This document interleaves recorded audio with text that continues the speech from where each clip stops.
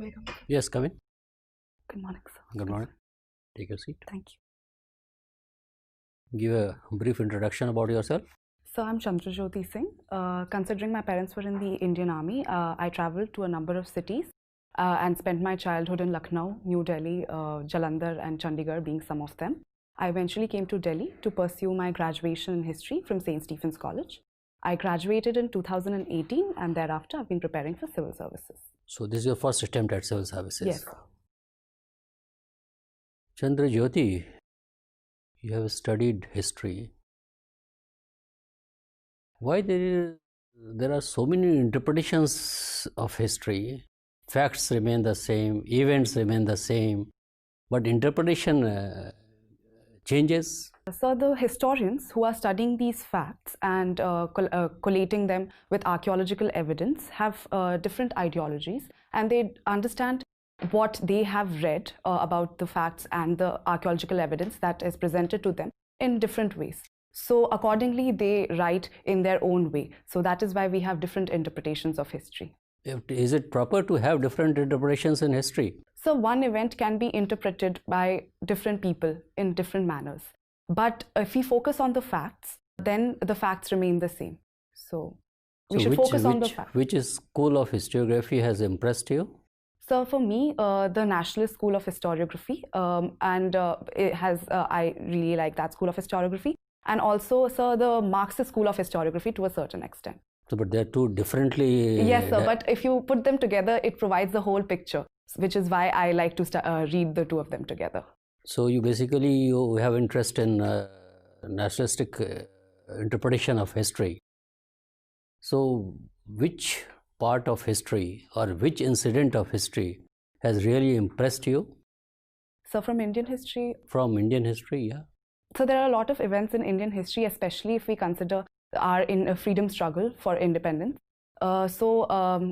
Starting with the non-cooperation movement with the leadership of Gandhiji, thereafter I really like that part of history. Suppose you get into the civil services, then which aspects of history will really help you in discharging your duties as a civil servant?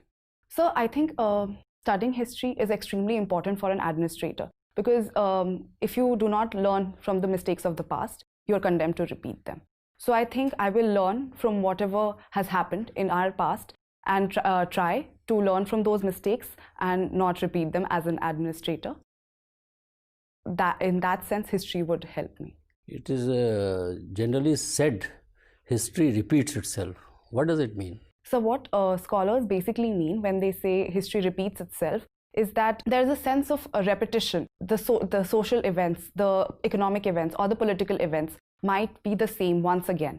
And if we do not take the requisite measures to resolve certain issues, then those problems may arise again. So in that. Okay, one last question from me. In her budget speech, Finance Minister Nirmala Sitharaman had said that a task force will be constituted to recommend an appropriate age for women in India to become mother. What is the background of this? So I feel that this comes in the context of the fact that many girls are married at a very young age, and as a result, they become mothers also at a young age. So it has two major impacts.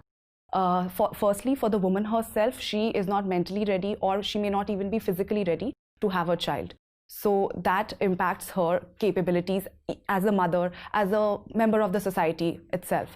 And secondly, sir, she may have certain dreams for her own self, which are crushed because she's married at a young age and then she has to look after the family. So suppose you are basically advocating increasing the age of marriage.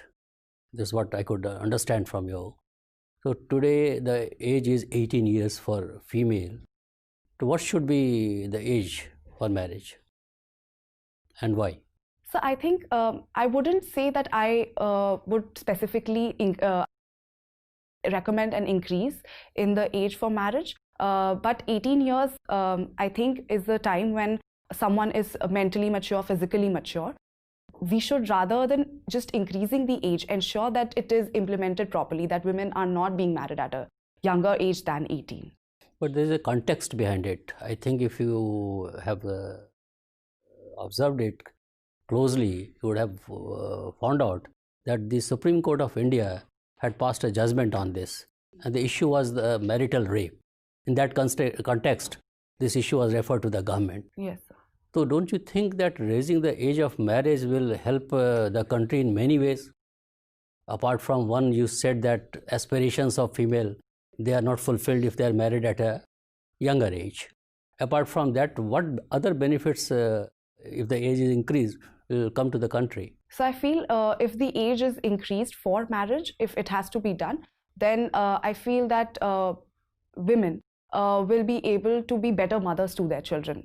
We will, since they are the ones who are replenishing the workforce of our nation, they will be able to make the right choices for their children, because they will have grown up in terms of age, and they will be able to make better choices. Secondly, I think women will be more educated if they become mothers at a later age, because they will be able to pursue their college education and so on. So I think the more educated a mother is, she will definitely be interested in her own child's education. So I think the country will become more educated as such if the age is increased. Will it have any impact on population?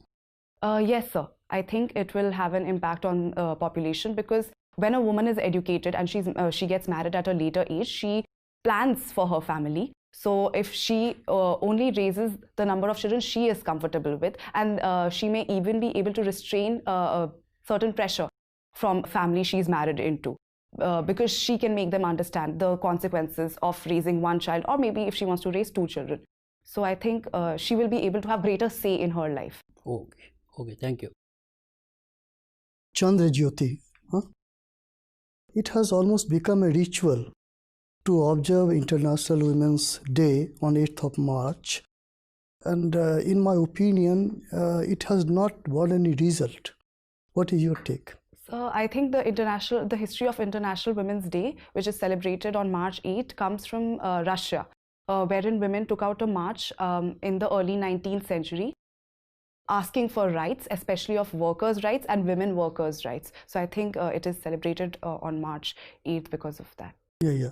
So it has made any impact in India as far as women's empowerment is concerned? So celebration of... it is merely a celebration, nothing more than that. What is your opinion? Sir, I don't think it's merely a celebration. I feel that India has taken numerous strides in women's empowerment since our independence, starting with the abolition of child marriage, Dowry Prohibition Act, and all of these changes have taken place which have given more rights to women and empowered them. So I feel that we have taken certain steps. Do you think that women, they have really become empowered? So in our nation, there are widespread inequalities as such. Even so, if we look at women, there may be women in urban areas coming from certain families who are encouraged by their families, the society that they live in, to pursue their dreams. So in this context, they become empowered. But at the same time, in rural areas, there are many women who are not able to have a say in their own life. So I would say that the answer to your question is both yes and no. There are disparities in the nature of empowerment that women have. So what is the literacy rate in Delhi? So of women? Yes. So I'm not sure of the figure. And UP? I'm not sure. Yeah, you don't have the idea. No problem. You have been a student of history, and that is from St. Stephen's College. Can you recall the name of Delhi, 7 cities of Delhi? Yes, sir. Yes, tell me. So the first city was Lalkot. So, but if we look at mythological times, many people consider Indraprastha also as one of the cities of Delhi. Then comes Lalkot. Then we have the Siri Fort that was established by Alauddin Khilji. Then we have Tughlaqabad. Then we have Shahjahanabad, and then we come to the New Delhi. I'm forgetting some cities. No problem. We do have certain organizations during ancient period. Can you recall? So organization? Urbanizations. So first, the first urbanization that took place was the Indus Valley civilization that was in the northwest part of the subcontinent. After that, the second urbanization took place in the Indo-Gangetic plains. So after that, the civilization began spreading to the Deccan areas. And beyond the Deccan, then third urbanization. Beyond, yeah, that took place in the southern parts of the subcontinent. The Cholas, Cheras, Pandyas, Pallavas form that part. So what is the significance of third urbanization? So the significance of the third urbanization lies in the fact that agriculture spread to these areas. As such, societies emerged and kingship societies began emerging in these areas. There was a transition from pastoral societies. Now you had good trading contact with Rome and Yes, other sir. areas, Southeast Asia. Yes. Do you have any idea? Yes, sir. So there is evidence because the Roman navigators, they discovered the concept of monsoon. Therefore, trade with India became easier. So from the time of Augustus, who was the ruler of Rome, we see that there were trade contacts with Rome. And it is said that India was a sink for gold. India was a sink for the world's gold at that time because Romans began importing large amounts of goods Pliny from had India. also made Yes, sir, certain Pliny the comment. Elder. Yeah. What was that comment? That's a very important historic comment as such, because that shows something about our balance of trade. So it was regarding the fact that all of Roman gold. Tell me one thing, right to internet service, that is fundamental right? Yes, sir. How can you say that? We do have just 6 or 7 fundamental rights. So under Article 19, we have freedom of expression. So in that sense, a right to internet, to access information there and to air our opinions on the social media or any other platform on the internet becomes a fundamental right in that sense. Just yesterday, your information broadcasting minister or law minister also said that it is not a fundamental right. What is your take? So I would still say that it is a It's fundamental. a fundamental. And what about Public Safety Act? So I'm not.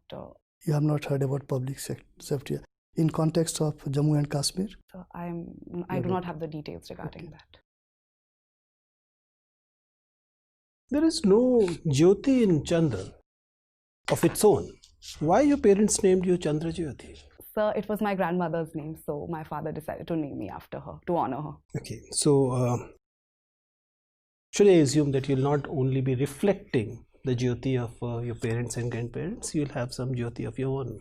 Yes. Chandrajyoti, both your parents are with armed forces. Well, your mother is probably retired, and both of them were with the medical field.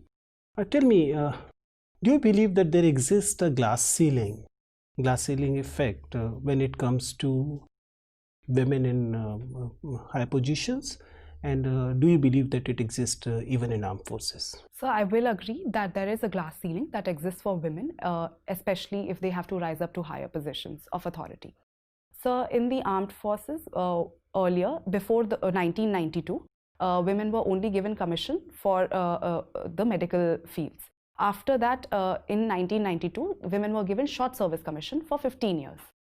So that one can consider that that sort of broke the glass ceiling a little bit. After that, sir, women again petitioned the government, and now women have had can complete their full service even after 15 years. They can seek extension of service. But still, sir, today in our country, the general of the chief of armed forces cannot be a woman. So, sir, I feel that when do we can expect a chief of army and if possible the CDS being a woman? A timeline. So I feel that firstly, to achieve that, a general is someone who has to have a knowledge of military strategy. So I feel that when women are able to enter combat roles in the Indian Army, they will be able to showcase their strengths in the fields of strategy and planning for war and others. For this, we as a professional force will have to change, or the very nature of combat that is being changing right now can also actually enhance the possibility of women becoming chiefs earlier. So I feel it is both will help in women attaining higher positions in the Indian Army. I feel that as a society, we also need to learn that women can be in leadership roles. But at the same time, with the new technology that is emerging, you don't need to have hand-to-hand combat or hand-to-hand combat anymore, which is why women can operate tanks, they can operate other such machinery in which they will feel comfortable, and that will help them in. Chandrajyoti, you have a reasonably long association with Delhi, and Delhi elections are around the corner. And one of the allegation of the central government or the BJP is that Delhi did not implement Ayushman Bharat. What is Ayushman Bharat, and why you believe that Delhi government who is claiming to be doing so well in health sector chose not to implement Ayushman Bharat? So Ayushman Bharat is basically a central sector scheme which aims at providing primary and secondary healthcare facilities to nearly 5 crore families in the country. So it will cover the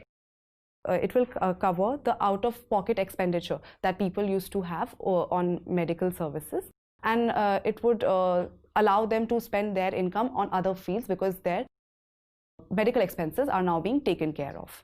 I feel that Delhi did not implement Ayushman Bharat because they felt, the government in Delhi probably felt that they were implementing other schemes such as mohalla clinics, which would be benefiting people. So they decided to go on another path.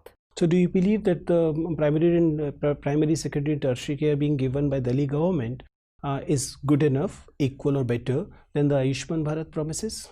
What is your opinion? So I have not personally been to mohalla clinics, but I have engaged with my maid who has gone to a mohalla clinic. She explained that she really liked the services of the mohalla clinics because she did not have to go to far off places to get health care. So it was right in her colony. And this economic slowdown that's being experienced by Indian economy nowadays, can you tell me what political decision of the past are either responsible or at least enhanced this threat of economic slowdown? It's a political decision. Obviously, political decision. So I'm not sure. So you believe demonetization has nothing to do? So I believe that it could have had a role in the economic slowdown, but we did bounce back after that. So thank you. Chandrajyoti, going forward with economics itself, the recent budget has put a new system of direct taxes, income taxes. We had been advancing towards direct tax reform so that it becomes easier for the taxpayer to understand the tax slabs and, increase the tax base. Rather, we have complicated matters. What are we doing exactly? Ma'am, I feel that the government did have a certain aim in mind when they brought out the new reforms in the direct taxes that are presented, that have been presented. I feel that it gives the taxpayer an opportunity to choose which. But if he's not even clear with the, so many slabs and options, do you think Indian taxpayer is, financially literate enough to make the distinction and actually go forward and pay the tax? I feel financial literacy in India is lacking, and sure, this can be a point of concern. But if we implement financial literacy programs in the country, rather we should make the income tax slabs uncomplicated and easier. That's a difficult way to go for financial literacy. Ma'am, I would feel that in this way it gives the rights to the people which way they want to go for. You really think that it's a good step? Yes, I think it, as long as it empowers people and they have the choice in their hands which slab to go, which tax slab to go for, then I think it would help them. Okay, you have written in your interest that you you have worked with a social services scheme, National Social Service Scheme. Can you tell me what's the difference between social service, philanthropy and CSR activity? So social service basically entails working with the community and lending a hand to the underprivileged and the marginalized. That person who engages in social service would do so being physically present, being there and lending a hand himself. Philanthropy, I think, ma'am, according to me, means basically you are donating money to certain NGOs or to your own foundation. So if you go and do physical seva or physically engage, that wouldn't come under philanthropy under any circumstance? It would, but philanthropy is sort of a bigger term in which you're actually donating money itself and having a foundation. It has more to do with economic. Yeah. Okay, and CSR? CSR is corporate social responsibility, in which the companies are required to provide a certain percentage of their profit to social service activities. Under CSR, which companies are eligible to contribute towards social service, and what is the limits? What are the limits, and what happens to the CSR amount that remains unspent? Ma'am, I'm actually not clear on the details, but I would try an answer. I think you have to have a certain turnover which makes you eligible for that, and a certain, obviously, and then you put 2% of your profit to social service activities. Okay, any idea on the amount that remains unspent? I'm not sure, ma'am. Okay, I'll just tell you, if there's a provision in the scheme itself that whatever amount remains unspent has to be given under Schedule 7 to the services being run by the government, like Swachh Bharat Abhiyan or various other services like this. Don't you think government has actually opened a gate for itself to have more money that might go into corruption? Ma'am, while it is true that this money will go to the government, and there is a likely possibility that it may end up in corrupt hands, but I think with the right political will, we can ensure that this money goes for the right schemes such as Swachh Bharat and others. You're very hopeful. Okay, my last question to you. In Delhi, we have a provision for women in public buses to have pink tickets, which are free of cost. What would you say about it? First, the color pink, and the free culture that we are providing to the women. Is this a step towards women empowerment or disempowerment? Ma'am, firstly, I would like to answer your second question first. I feel that women who have the economic resources and who are earning money and can afford to buy these tickets should not be given free tickets. Because and how would you identify in a bus that which passenger can afford and which passenger cannot afford? Ma'am, we'll have to look into the nitty-gritties of that. But I feel that women who can afford their own tickets should not be given free tickets. It should only be for the women who cannot afford the ticket of the bus. And secondly, I feel that I think it's not a step towards equality if we look at it, because if women have the resources, then they should be allowed to spend them in a way they think is right for them. So if they have resources, then they should buy the ticket for themselves. And no qualms about the color? I do have certain qualms about the color. I do not understand why this color has been specifically chosen for women. It has been historically associated with women, but I do not understand why it has been particularly chosen. Okay, thank you, Chandrajyoti. Chandrajyoti, why has India gone for a neighborhood first policy when India should be looking outwards, interacting more with the major powers like US, Japan and other countries? Why restricting itself to the neighborhood? So I think a safe and peaceful neighborhood is a must for India's growth. As such, we've seen in the past that poor relations with our neighbors can cost India in multiple ways. So India has decided to prioritize. So with which of the neighbors India is having excellent relations? Excellent. So we have good relations with... Not good, excellent. Excellent relations with Nepal and Bhutan, I would say. With Nepal, it has been very topsy-turvy. Yeah, of late it has become a little complicated. And what about Pakistan? India is not talking with Pakistan, but in every international forum, India is only talking about Pakistan. So not talking with Pakistan, but talking only about Pakistan. Don't you see a dichotomy there? So I wouldn't say it's a dichotomy, because India has every right to air its grievances with its neighbors at a political forum. But at the same time, I do agree that India should be talking to Pakistan, but that should only come after Pakistan has given up its terrorist activities in our nation. What is the basis of Pakistan? So the nation of Pakistan was basically formed as a result of the two-nation theory, which believes that Hindus and Muslims are two separate nations. and they cannot live together in one country. So it has a theological basis. Okay. What about this CAA? If we look at it from the foreign policy perspective, don't you think it's a self-goal by the Indian political establishment that we have actually ended up damaging our good relations with Dhaka and Kabul? So I feel that as a humanitarian nation, India definitely has responsibilities towards the minority community. Does India have the authority to accuse other neighbors of persecuting their religious minorities? So while India does not have the authority to accuse them as such of persecuting their but that has been done. Yes, sir, because there is evidence that minorities in Bangladesh, in Afghanistan and Pakistan are persecuted. So this is a right step in that sense. Okay, you come from an army background. So can you tell me who is the current army chief? Yes, sir. The current army chief is General Manoj Mukund Naravane. And he belongs to which regiment? So I'm not... Okay. Where is Defense Expo being held? So it's being held in Lucknow. Okay. And where are the defense corridors coming up in India? So there's one defense corridor that is coming up in Tamil Nadu and another defense corridor in Uttar Pradesh. Okay.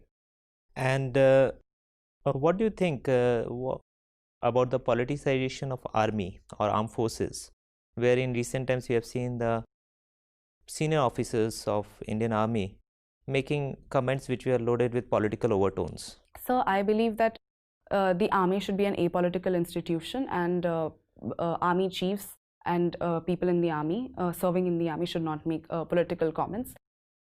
That's my opinion. Okay. And what is the reason why army kids are so successful in beauty pageants? So actually, I think army kids are successful in beauty pageants because army instills in you a sense of confidence, because you are made to travel to new cities and you have to engage with new people. So in that sense, you learn public speaking, confidence, and that helps them in beauty pageants. Okay. My final question to you, who has written the book End of History, and what does it mean by the end of history? So the book End of History was written by Francis Fukuyama. Yes.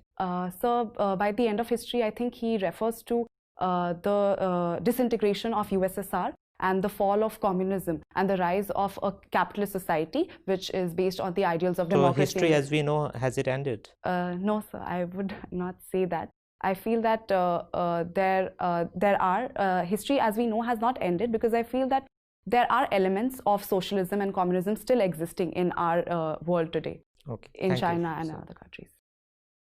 Chandrajyoti, being a student of history, do you really believe that by abrogating Article 370, Union government has corrected a historical wrong? So I feel that by abrogating Article 370, there are certain benefits to the abrogation of Article 370, in the sense that it will pave way for the greater integration of the people living in Jammu and Kashmir and then Ladakh as well with India. But at the same time, I feel that there is a mistrust that exists currently at the part of the people who are living in Jammu and Kashmir, and that should be taken care of. Last question, do you consider yourself a leader? Yes, sir. What are the qualities of a leader? So a leader is one who leads by example. So I feel that a leader should be innovative, should be able to be calm under stress, and should be able to take everyone along with him. Have you ever displayed such qualities in one of the student forums or in your college or anywhere else? Yes, sir. Can you share with us? Yes. So as a batch representative of the History Honours batch, I tried taking all the students with myself, in the sense that there were certain students who were visually impaired, and there were also others who studied in Hindi, as in their language was Hindi. For the visually impaired students, I made sure that their audio recordings were made available to them so that they did not fall back in class. And secondly, sir, for the Hindi medium students, I tried so when a book comes out in the library, the first edition is usually in English. So I would try to ensure that the Hindi editions of the book would be made available to the students as soon as possible. Is it important to be lucky or skillful? So I think both work hand in hand. Okay, thank you very much. Our interview is over. You may go now.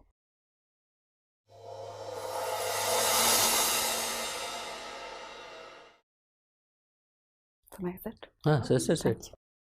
So how was your experience? How do you evaluate your performance? So I was a little nervous, I feel, and I could have made more eye contact, I think. I was thinking a little, so I looked away. And I think I should have read up more about economics. It's not my strong suit. So you see, you have come for the personality test. It's not the test of your knowledge. Knowledge has already been tested. That is how you are here. So your overall personality, your entire persona is basically getting evaluated by the board in 30 minutes time. So what board looks forward to in a candidate, first advantage for you is you are very young. So that is a positive quality in you, and board will look forward to induct such young people so that they have a longer length of service and they know nitty-gritty of the government working. So what is required from you is mental alertness. That is very important. Then critical power of assimilation. So that is another important parameter on which your personality will be judged. Then your social traits. That is also judged. Then your interest and knowledge of current affairs. Okay. Then your balance of judgment and variety and depth of interest and leadership skills, leadership qualities, and on the top of all, intellectual and moral integrity.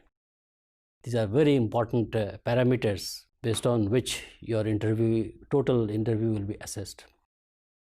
And by and large, we found you to be an excellent candidate for this. So there are certain shortcomings which we have noticed. So we thought we should discuss with you and help you in enhancing your performance for the final day.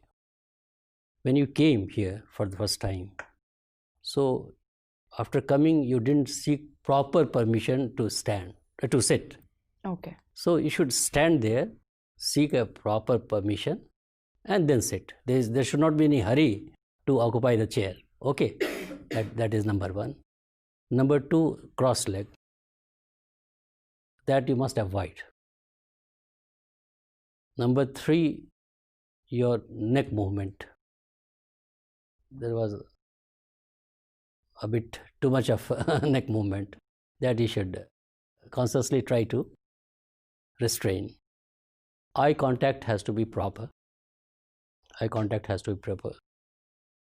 Then certain words you used on this Ayushman Bharat and on this Mohalla clinic and all that. You said, personally, I don't know, but I spoke to my maid. Maid is supposed to be an offensive word. A domestic help, you can say. Okay. So it speaks of your elitist mind. Okay, so it should not be like that. Then another question was asked about net surfing, internet and all that. You said it's a fundamental right, Article 19 and all that you quoted. Is it a fundamental right or not that you go and see? It is not.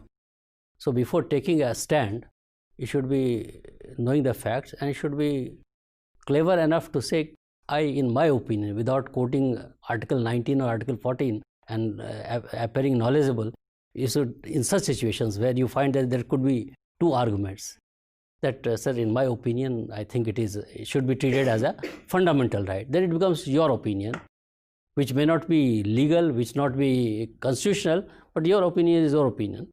But the moment you cite the article so and so, then you'll end up in trouble. Then your interview is on 13th, I believe. 11th. And International Women's Day is on 8th, I believe. I think you expect, you may not be, because anything under the sun can be asked. So nobody can prescribe you a syllabus for that. And health sector, I think you work on, because your parents are there and all. So questions may be asked on the health sector. Then they are from the army background. So you have attempted very well. But you expect more questions on army background, on role of defense, on the creation of new post, and what is the ramification of that, whether it is proper or it is not proper, and all that. So you work something on that. You have got a lot of time. Otherwise, you are an excellent candidate for the civil services, and the interview board will love to interact with you, and God willing, you will get a very good score in the interview. All the best. Thank you. What do you plan to wear? Yes, sir. What do you plan to wear on that day? So sorry. ठीक है